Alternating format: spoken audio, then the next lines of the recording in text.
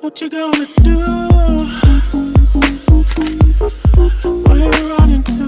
Yeah. I thought this love was true. There wasn't enough for you. 안녕하세요. 원니드의 정주영입니다. 우리가 지나온 시간들을 돌이켜보면 모든 것이 사라지는 것 같지만 사라지지 않는 것이 하나 있습니다. 바로 남겨진 마음입니다. 기술도, 도구도, 공간도 언젠간 바뀌어요.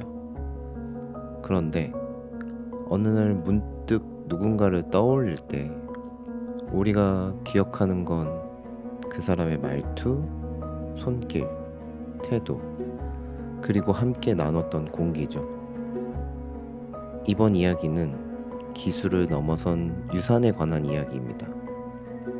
눈에 보이지 않지만 분명히 존재하는 어떤 것, 기록은 없어도 사람들의 마음에 새겨진 그것. 일부에서는 조선을 지탱한 시스템과 철학을, 2부에서는 문명을 따라 전해진 아름다움의 감각을, 그리고 3부에서는 결국 사람에게 남겨지는 기억의 흔적을 하나씩 꺼내보려 합니다. 보이지 않아도 존재하고 기억은 사라져도 이어지는 것, 우리가 말하고 싶은 진짜 유산에 대해 이야기를 시작해보겠습니다.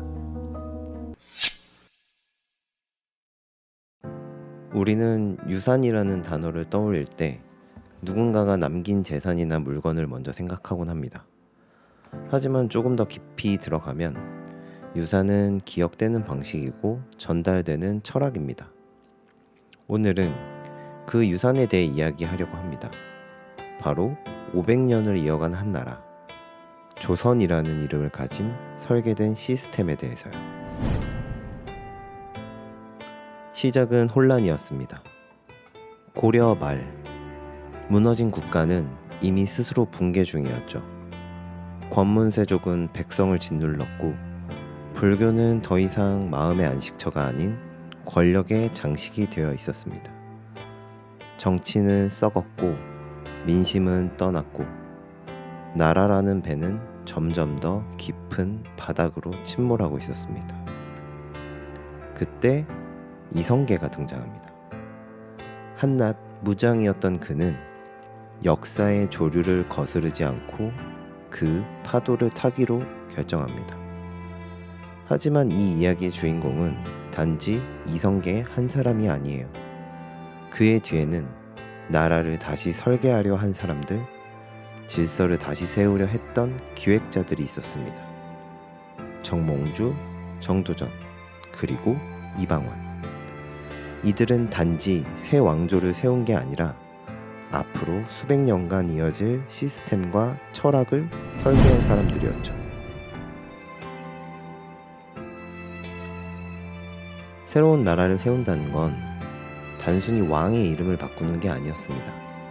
백성의 삶이 바뀌지 않으면 나라는 바뀌지 않으니까요. 정도전. 그는 조선의 시작을 설계한 정치 디자이너였습니다. 무너진 고려의 폐허 위에 단지 새 왕을 세우는 게 아니라 전혀 다른 구조와 질서를 만들어야 한다고 믿었던 사람입니다. 그의 머릿속엔 이성계가 아닌 조선이 있었고 그 조선은 왕이 중심이 아니라 제도가 중심이 되는 나라였습니다. 그가 만든 건 왕궁이 아니라 시스템이었고 그가 설계한 건 권력이 아니라 질서였죠. 한양의 입지를 정하고 경복궁의 구조를 구상하고 육조 직계제를 통해 권력의 집중을 분산시키고 과거제를 통해 인재를 키우고 경제와 교육의 틀을 마련하고 훗날 경국대전의 기반이 되는 통치 철학을 남겼습니다. 그가 만들고자 했던 건 한 사람의 나라가 아니라 모두가 지켜야 할 구조. 정도전은 평생 동안 국가란 무엇인가, 백성이란 무엇인가를 묻고 또 물으며 그 질문의 답을 시스템으로 구현한 사람이었습니다. 조선이라는 나라는 그가 남긴 답안지 위에 세워졌던 거죠. 한 사람은 충을 말했고 다른 한 사람은 현실을 말했죠. 정몽주는 고려의 마지막 충신이었습니다. 끝까지 기존 질서를 지키려 했던 어쩌면 시대와 맞지 않는 이상주의자였죠. 그가 남긴 시조, 이 몸이 죽고 죽어 100번 고쳐 죽어 백골이 진토되어 넋이라도 있고 없고 임향한 일편단심이야 가실 줄이 있으랴. 그것은 단순한 충성의 표현이 아니라 자신이 지켜야 할 가치에 대한 맹세였습니다. 하지만 이방원은 말합니다. 이런들 어떠하리 저런들 어떠하리 만수산 드렁치기 얽혀진들 어떠하리 우리도 이같이 얽혀서 100년까지 누리리라. 그에게는 충보다 생존이, 의리보다 새로운 질서가 더 중요했습니다. 이방원은 결국 정몽주를 선주교에서 제거하고 이후에는 정도전마저 손에 쥔 칼로 꺾어내죠. 그렇게 그는 냉혹한 권력자로 기억되지만 아이러니하게도 정도전이 설계한 국가 시스템을 그 누구보다 오래 유지한 사람이었습니다. 이건 단순한 권력 투쟁이 아닌 가치와 생존, 충성과 유연함의 충돌이었습니다. 그리고 그 충돌이 만든 균형이 우리가 말하는 유산의 시작이었습니다. 조선은 왕의 의지가 아니라 철학과 구조가 나라를 움직이던 시스템이었습니다. 우리가 흔히 떠올리는 왕조는 왕이 모든 것을 정하고 모든 것이 왕에게서 시작되는 체계지만 조선은 달랐습니다. 조선은 왕의 나라가 아니라 설계자의 나라였습니다. 한 나라가 500년을 이어가기 위해선 사람의 감정이 아니라 제도의 질서가 필요했고 그 질서는 놀라울 만큼 정교하게 설계되어 있었죠. 관료제를 기반으로 한 행정의 유기성, 유교적 인간상 효, 충, 예의 내면화, 과거 제도를 통한 능력 기반 등용 시스템, 국가 주도의 교육체계, 서당에서 성균관까지, 농업 기반 경제의 정비와 세금 시스템. 이 모든 요소는 그냥 굴러가지 않았습니다. 누군가의 머릿속에서 시작되었고 그 철학은 종이에 적힌 이론에서 멈추지 않았으며 현실의 시스템으로 구현되어 백성의 삶에 뿌리내렸습니다. 그리고 그 체계는 사람이 바뀌어도 흔들리지 않는 질서를 만들어냈고 무려 500년이라는 시간을 버텨낼 수 있게 했습니다. 조선은 단지 왕의 나라가 아니었습니다. 사람의 철학이 구조가 되고 그 구조가 유산이 된 나라였습니다. 물론 조선은 완벽한 나라는 아니었습니다. 후기로 갈수록 신분차별이 심해졌고 여성의 권리는 축소되었으며 당파 싸움은 지식인의 부패로 이어졌죠. 하지만 우리는 이 시스템을 좋다 나쁘다로 단정하려는 게 아닙니다. 우리가 보고자 하는 건 유산이 어떻게 설계되었는가입니다. 미용이라는 이 작은 업에도 우리는 유산을 설계할 수 있을까요?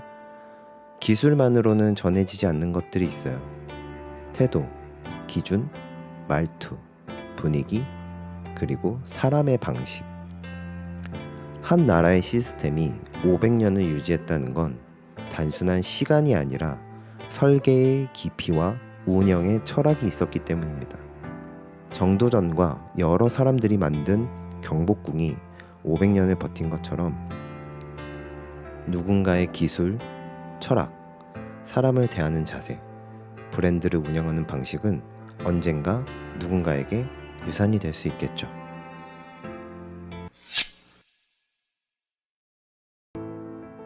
우리가 말하는 아름다움이라는 건 생각보다 오랜 역사를 가진 말입니다. 누가 먼저 정했을까요? 누가 먼저 느꼈을까요? 지금 우리가 예쁘다고 말하는 것, 멋있다고 여기는 것, 그 모든 감각은 사실 아주 오래전부터 인류가 살아온 모든 시간과 공간에서 아주 자연스럽게 태어나고 또 사라져갔습니다. 아름다움은 기술이 되기 전부터 인간에게는 본능이었습니다. 고대 이집트 사람들은 죽음을 준비하는 과정 속에서조차 아름다움을 놓치지 않았습니다. 파피루스에 그려진 눈화장, 진한 아이섀도우, 금으로 만든 장신구. 그들에게 아름다움은 삶의 신성함을 증명하는 하나의 의식이었죠. 고대 그리스와 로마에서는 균형 잡힌 신체와 대칭적인 얼굴이 미의 기준이었고, 조각과 회화, 건축마저도 아름답다는 개념으로 설계됐었습니다. 그 아름다움은 신을 닮기 위한 노력이었고, 결국 인간이 신성을 흉내내는 방식이었죠. 메소포타미아와 페르시아의 사람들은 아름다움을 권력의 상징으로 썼습니다. 치장과 향유, 복식과 직물. 미는 누리는 자의 것이었고 보여주는 방식이었습니다. 반면 아프리카의 수많은 부족들은 몸에 새긴 문신, 머리카락을 엮은 방식, 천연 염색과 천연 재료로 만든 장신구를 통해 아름다움을 자신만의 방식으로 세상에 남기고 있었습니다. 그건 유행이 아니라 정체성이었습니다. 중앙아시아에서는 혹독한 자연을 견디는 방식 속에서도 실크로드를 따라 흐르던 색감과 직물, 그리고 말 위에서 흐르던 머릿결까지 아름다움은 생존의 일부이자 교류의 도구였죠. 그리고 지구 반대편 잉카 문명이나 마오리 부족처럼 얼굴과 몸 전체를 캔버스로 삼았던 사람들에겐 아름다움은 곧 영혼의 표현이었습니다. 이렇게 다양한 문명과 문화 속에서 우리는 계속해서 아름다움을 추구해 왔습니다. 누군가는 그것을 통해 신에게 다가가려 했고, 누군가는 그것으로 정체성을 말했고, 누군가는 그것을 권력과 명예의 증표로 삼았죠. 시대는 바뀌고 기준도 바뀌지만 한 가지는 같았습니다. 아름다움은 늘 누군가를 향한 표현이었다는 거죠. 나를 위해서든 누군가에게 보여주기 위해서든 아름다움은 항상 마음에서 시작됐습니다. 그래서 저는 이렇게 생각해요. 아름다움은 기술이 되기 전부터 인간에게 남아있던 가장 본능적인 유산이라고. 그것은 특정 시대의 스타일이나 특정 브랜드의 패션이 아니라 시대와 감정과 생존이 뒤섞여 만들어진 살아있는 기억이에요. 결국 아름다움은 남기려고 했던 것보다 남겨졌던 것들이 더 강해요. 그건 사진도 영상도 기록도 없이 그냥 사람의 기억 속에 남는 아주 조용한 유산이거든요. 저는 중앙아시아의 아름다움을 떠올릴 때면 먼저 떠오르는 건 바람입니다. 광활한 초원을 가르며 달리는 말, 그 위에서 흩날리는 옷자락, 머리카락. 그건 의도된 스타일이 아니죠. 그냥 삶이 만든 선이죠. 실크로드를 따라 수없이 오가던 상인들과 예술가들, 그들이 엮은 실, 색, 직물, 냄새, 감각. 중앙아시아의 아름다움은 고정된 기준이 아니라 흐름 그 자체였습니다. 형태보다 움직임이 중요했고 색보다 감정이 더 중요했죠. 그래서 저는 이 아름다움을 이동하는 미감이라고 불러보고 싶어요. 땅이 아닌 바람 위에 남겨진 선들, 머무르지 않아서 더 자유롭고 자유로워서 더 기억에 남는 그 흐름이 한반도에 닿았을 때 우리는 그 위에 우리의 감정을 입혔습니다. 한국의 아름다움은 조금 달랐어요. 사계절이 만들어내는 세계 차이, 비움과 여백을 중시하는 선의 감각, 겉을 꾸미기보다는 내면의 단정함을 드러내려는 마음. 어쩌면 우리는 늘 조용한 아름다움을 추구해왔던 것 같아요. 고운 한복의 선, 맑은 물에 비친 얼굴, 바람에 흔들리는 머릿결, 이 모든 것들이 미였죠. 그리고 그 아름다움은 늘 누군가를 배려하는 마음에서 나왔습니다.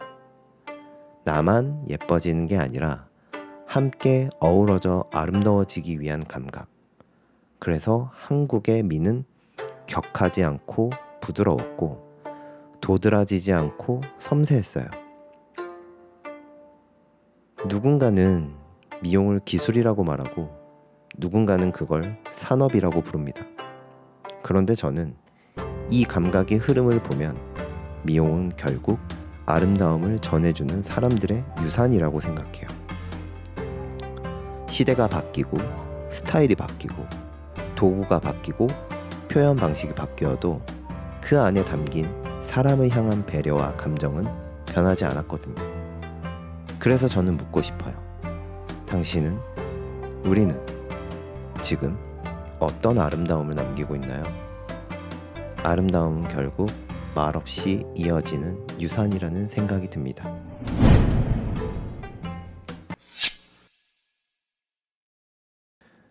이렇게 우리는 문명의 유산, 그리고 아름다움의 흔적을 따라 걸었습니다. 시대가 남긴 철학, 문화가 남긴 정서, 그 모든 것이 결국 사람을 중심으로 흘러간다는 걸 확인했죠. 우리는 이제 우리의 이야기를 해야 합니다. 가장 가까운 이야기, 가장 오래된 기억, 그리고 가장 조용히 흘러왔던 유산, 바로 한국 미용의 이야기입니다. 요즘엔 뭐든 영상으로 남아요. 커트 영상, 드라이 영상, 시술 영상, 이젠 인스타에도 유튜브에도 심지어는 짧은 릴스 안에도 기술이 들어가죠. 근데 저는 이런 생각이 들어요. 그 영상 안에 공기의 흐름은 담겼을까? 그 사람의 리듬, 그날의 온도, 손님의 숨결은 과연 녹아있을까?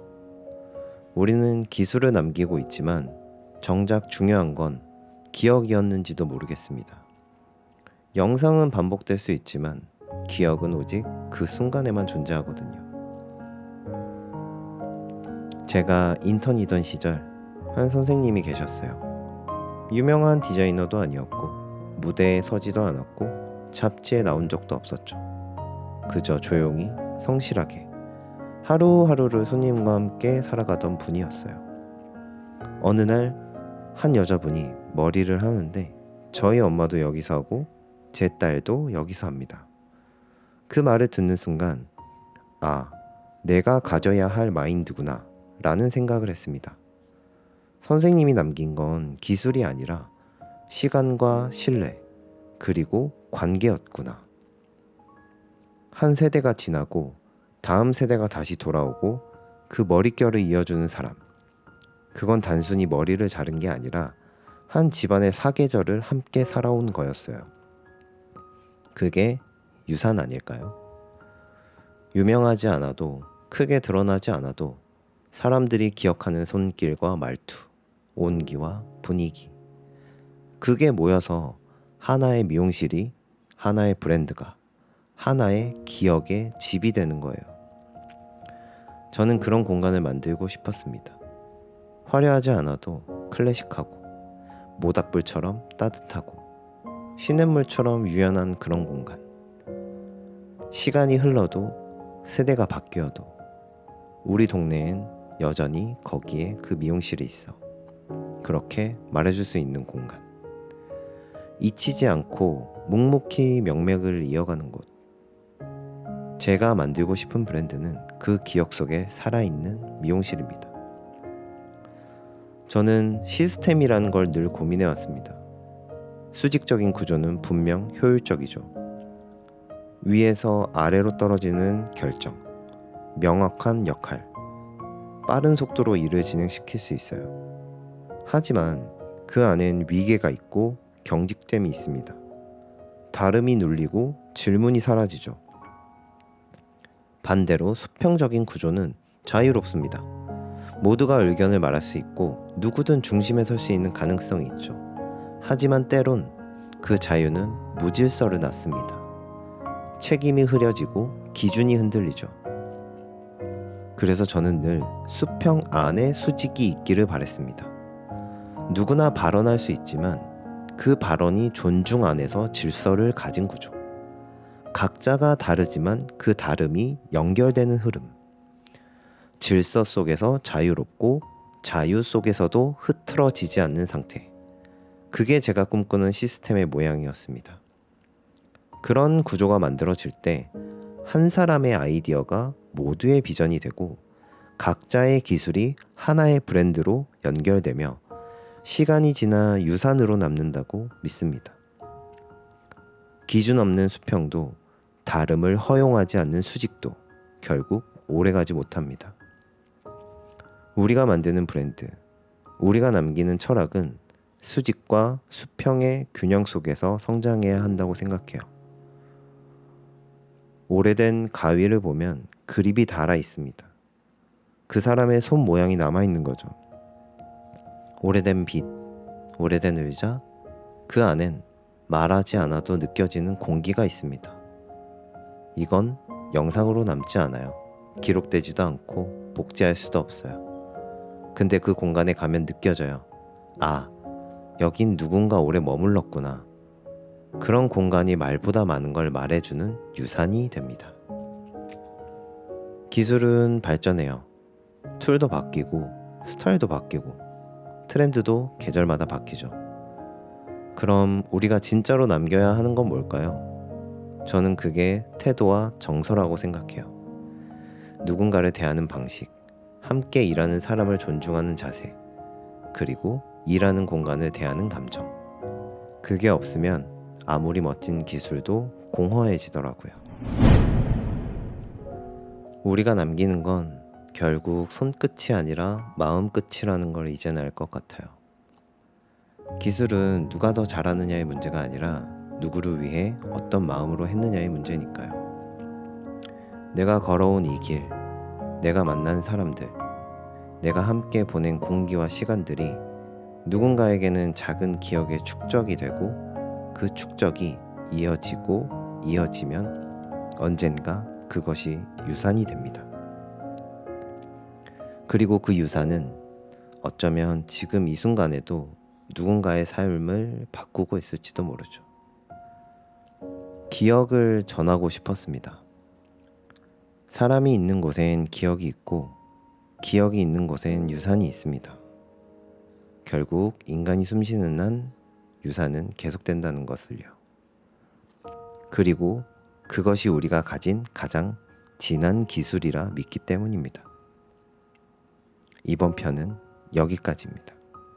감사합니다.